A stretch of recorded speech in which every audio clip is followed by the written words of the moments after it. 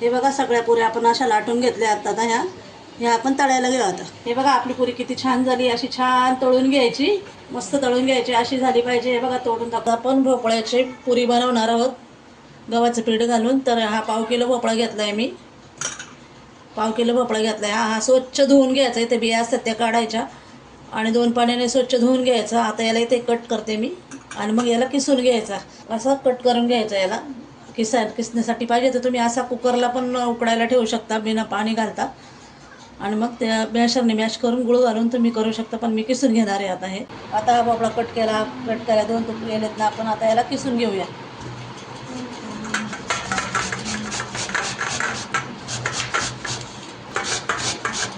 हे बघा असं किसून घ्यायचा पूर्ण भोपळा आणि मग याला शिजायला टाकायचं आहे आपल्याला। आता आपल्याला भोपळा शिजून घेण्यासाठी आपण कढई ठेवली आहे, त्याच्यामध्ये भोपळा टाकून घेऊया, किसलेला भोपळा।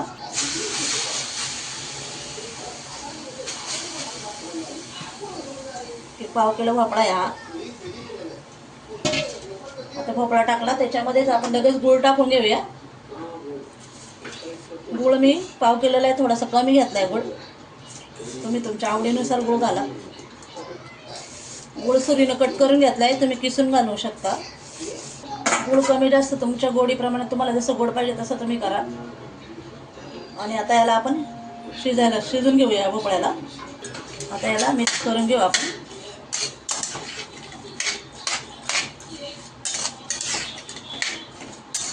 बघा आपला भोपळा आता चांगला शिजला आहे, गूळ पण विरघळला आहे त्याच्यामधला, गूळ पण विरघळला आहे, भोपळा पण छान शिजला आहे। आता आपण याला आहे ना गॅस बंद करू आणि याला दुसऱ्या भांड्यामध्ये थंड करायला ठेवू आपण। थंड करायचं आणि नंतर त्याच्यात गव्हाचं पीठ घालायचं।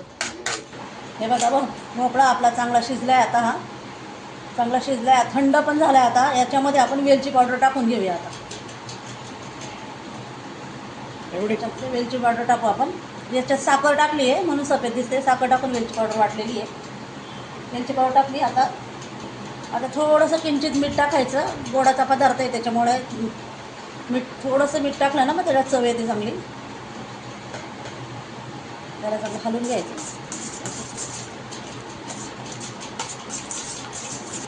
याच्यामध्ये बसल एवढंच गव्हाचं पीठ टाकायचं, जास्त नाही टाकायचं, थोडं थोडं टाकून मळायचं पीठ।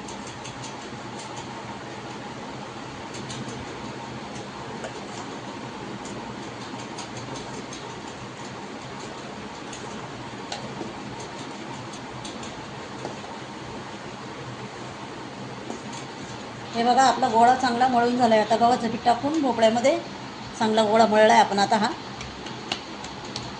आता याच्या पुऱ्या लाटून घेऊया आपण। असे गोळे करून घ्यायचे पिठाचे, असे गोळे बनवायचे आणि मग पुऱ्या लाटायला घ्यायचे आपल्याला।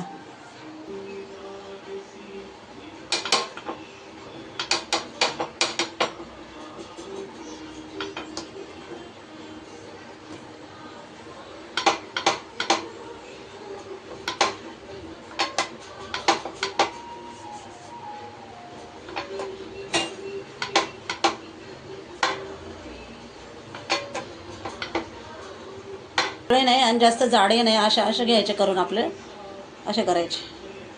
हे बघा सगळ्या पुऱ्या आपण अशा लाटून घेतल्या आता ह्या आपण तळायला घेऊ। आता ठेवून तेल गरम करायला ठेवले, आता तेल गरम झाले, आपण पुरी टाकून घेऊ आता।